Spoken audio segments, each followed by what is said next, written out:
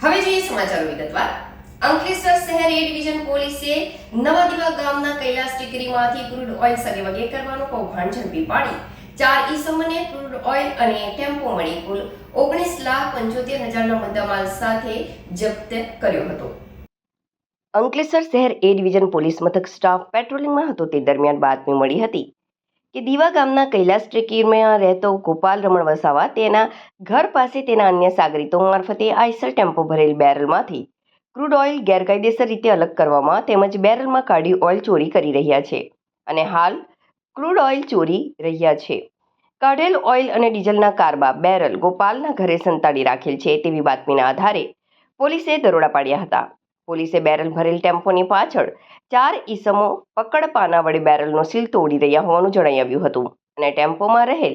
30 barrel પૈકી 8 barrel તૂટેલી હાલતમાં મળી આવ્યા હતા, જેમાંથી એક પાઇપ વડે ટેમ્પોમાં બેરલ આડું કરી પ્લાસ્ટિકના કેરબામાં 20 લીટર ક્રૂડ ઓઇલ સગેવગે કર્યું હોવાનું સામે આવ્યું હતું.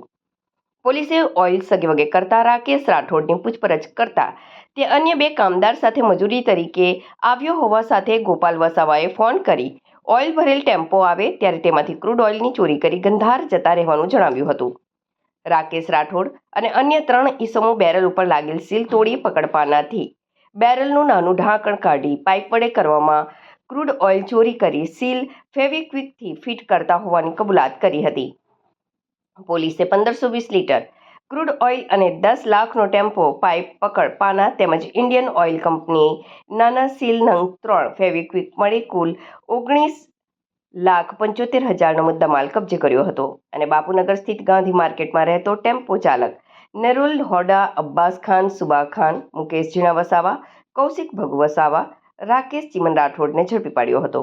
જ્યારે મુખ્ય સૂત્રધાર ગોપાલ વસાવાને વોન્ટેડ જાહેર કરી વધુ તપાસ હાથ ધરી છે.